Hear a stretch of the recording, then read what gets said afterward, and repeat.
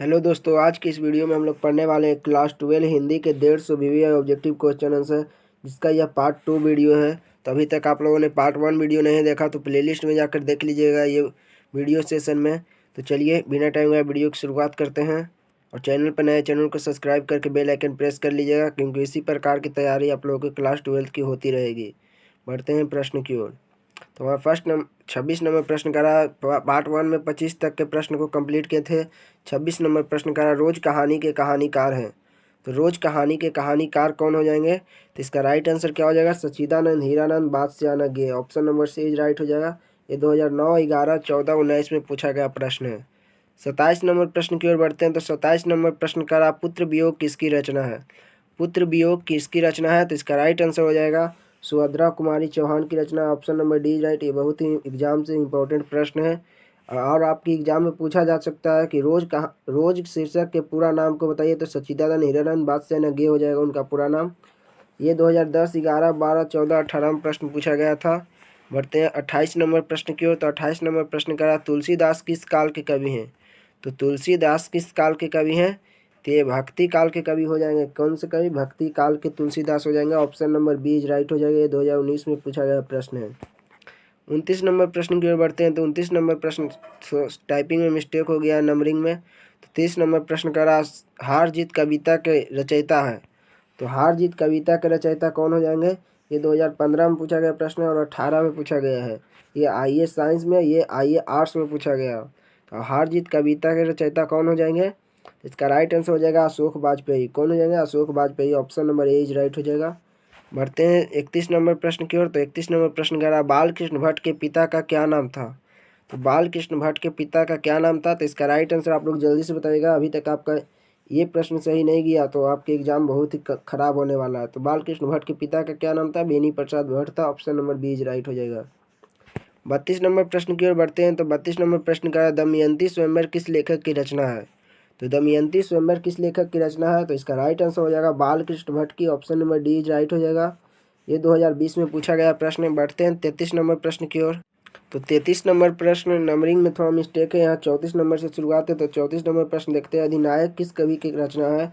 तो अधिनायक किस कवि की रचना है? 2018 में प्रश्न पूछा गया था। तो ये रघुवीर सहाय की रचना अधिनायक। ऑप्शन नंबर ए राइट हो जाएगा। बढ़ते हैं 35 नंबर प्रश्न की ओर। तो 35 नंबर प्रश्न करा, भूषण को भूषण की उपाधि किसने दी? भूषण को भूषण की उपाधि किसने दी? तो इसका राइट आंसर हो जाएगा राजा रुद्र शाह ने दी। भूषण को भूषण की उपाधि किसने दी? तो राजा रुद्र शाह ने दी थी। ये 2018 में पूछा गया प्रश्न है। बढ़ते हैं 36 नंबर प्रश्न की ओर। तो 36 नंबर प्रश्न का अर्धनारीश्वर कल्पित रूप है। अर्धनारीश्वर कल्पित रूप है किसका? 2020 में पूछा गया प्रश्न है। तो ये राइट आंसर हो जाएगा शंकर और पार्वती के। ऑप्शन नंबर सी राइट हो जाएगा। अर्धनारीश्वर कल्पित रूप है शंकर और पार्वती की। 37 नंबर प्रश्न की ओर बढ़ते हैं। तो मुन्नी कौन थी? तो मुन्नी कौन थी? इसका राइट आंसर हो जाएगा बिस्नी की बेटी थी मुन्नी। कौन थी? बिस्नी की बेटी। Option number D. ये प्रश्न भी आपके एग्जाम में 2021 में पूछा गया प्रश्न है। 38 नंबर प्रश्न करा, उदय प्रकाश का जन्म कब हुआ था? तो उदय प्रकाश का जन्म कब हुआ था? तो इसका राइट आंसर हो जाएगा 1952 ईस्वी में। 1952 ईस्वी में उदय प्रकाश का जन्म हुआ था। ऑप्शन नंबर ए राइट हो जाएगा। बढ़ते हैं 39 नंबर प्रश्न की ओर। तो 39 नंबर थोड़ी टाइपिंग में मिस्टेक है, 40 नंबर प्रश्न आ गया है। तो 40 नंबर देखते हैं, अज्ञेय के पिता का क्या नाम था? तो अज्ञेय के पिता का क्या नाम था? तो इसका राइट आंसर हो जाएगा, जल्दी से बताइएगा, डॉक्टर हीरानंद शास्त्री। क्या हो जाएगा? डॉक्टर हीरानंद शास्त्री हो जाएगा। Option number B. 41 नंबर प्रश्न की ओर बढ़ते हैं। तो 41 नंबर प्रश्न का रहा है, जगदीश चंद्र माथुर कौन सी रचना है? तो जगदीश चंद्र माथुर की कौन सी रचना है? तो इसका राइट आंसर हो जाएगा ओ सदा नीरा। क्या हो जाएगा? ओ सदा नीरा जगदीश चंद्र माथुर की रचना है। बढ़ते हैं 42 नंबर प्रश्न की ओर। तो 42 नंबर प्रश्न का ओ सदा नीरा किस विद्या के अंतर्गत आता है? तो ओ सदा नीरा किस विद्या के अंतर्गत आता है? तो इसका राइट आंसर हो जाएगा निबंध। ओ सदा नीरा क्या है? एक प्रकार का निबंध है। ऑप्शन नंबर ए राइट हो। ये 2021 में पूछा गया प्रश्न है। बढ़ते हैं 43 नंबर प्रश्न की ओर। तो 43 नंबर प्रश्न का बीजक के रचनाकार हैं। तो बीजक के रचनाकार कौन हो जाएंगे? तो इसका राइट आंसर क्या हो जाएगा? कबीर दास। बीजक के रचनाकार कौन हो जाएंगे? कबीर दास हो जाएंगे। ये 2021 में पूछा गया प्रश्न है। बढ़ते हैं 44 नंबर प्रश्न की ओर। तो 44 नंबर प्रश्न का कवितावली किसकी रचना है? तो कवितावली किनकी रचना है? तो ये तुलसीदास की रचना है। ऑप्शन नंबर ए राइट हो जाएगा। बढ़ते हैं 45 नंबर प्रश्न की ओर। तो 45 नंबर प्रश्न का हार जीत किस प्रकार की रचना है?